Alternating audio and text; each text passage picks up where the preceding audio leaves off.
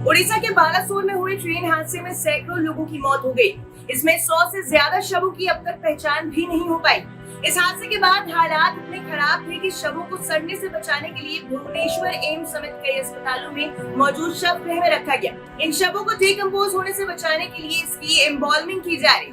इस तरह से शवों को सामान्य से ज्यादा समय तक सुरक्षित रखा जा सकता है। तो चलिए आज की इस वीडियो में हम जानते हैं कि एम्बॉल्मिंग क्या है और इसे कैसे किया जाता है। शव को सामान से ज्यादा समय तक सुरक्षित रखने यानी कि डिकम्पोज होने से बचाने के लिए एम्बॉल्मिंग फैसिलिटी का इस्तेमाल किया जाता है। इसमें शव पर खास केमिकल्स का लेप लगाया जाता है। ये काम डॉक्टर्स और फॉरेंसिक विशेषज्ञों की देखरेख में किया जाता है।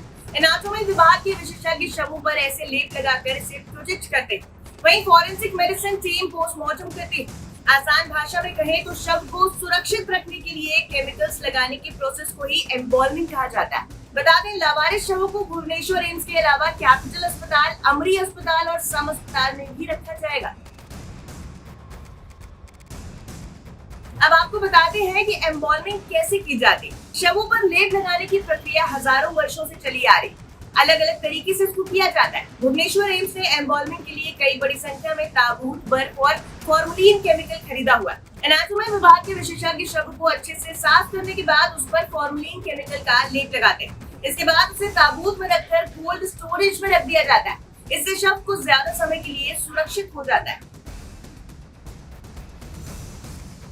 इंसान की मृत्यु के बाद शव में कई तरह से बदलाव होते हैं। मरते समय इंसान का दिल काम करना बंद कर देता है, फिर धीरे धीरे सांस लेना, आवाज आना, फेफड़े, दिमाग काम करना बंद कर देते हैं। मरने के तुरंत बाद की स्थिति को पैलर मोर्टिस कहा जाता है। इसमें ब्लड सर्कुलेशन बंद होने से शरीर पीला पड़ना शुरू हो जाता है, आंख की पुतलियां पथरा जाती हैं, फिर ऑक्सीजन का स्तर कम हो जाने के कारण शरीर का तापमान कम होने लगता है। दूसरे चरण को एल्बोर मोर्टिस कहा जाता है। इसमें शरीर के ठंडे होने की प्रक्रिया तेज हो जाती है। मरने के 1 घंटे बाद मांसपेशियां आकलन से पूरी तरह शरीर को सुझा देती।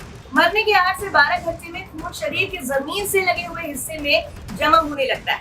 24 घंटे के भीतर टिश्यू टूटने लगते हैं, शरीर के अंगों में पानी भर जाता है। अब आपको बताते हैं कि शरीर सड़ना कब शुरू होता है। मौत के 24 घंटे बाद बैक्टीरिया और फंगस शरीर के अंदरूनी अंगों को गलाना शुरू कर देते हैं। मरने के 2 दिन बाद शव सड़ना शुरू हो जाता है, शरीर पर फफोले पड़ने लग जाते हैं, शव के मुंह और नाक से खून टपकने लगता है। मरने के 10 दिन में शव की आंतों में मौजूद बैक्टीरिया टिश्यूज को खाना शुरू कर देते हैं। गैस बनने से शव का पेट फूलने लग जाता है और बेहद तीखी बदबू आने लगती है। फिर जीभ लटकने लग जाती है, शव का रंग हरा होने लग जाता है।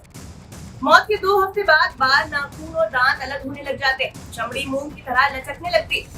1 महीने बाद चमड़ी या तो पानी की तरह हो जाती है या फिर सूख जाती है। ये लाश के आसपास के मौसम पर भी निर्भर करता है। इस खबर पर आपकी क्या राय है, हमें कमेंट सेक्शन में जरूर बताएं। ऐसी और खबरों के लिए देखते रहिए न्यूज़ 18 हिंदी ओरिजिनल्स।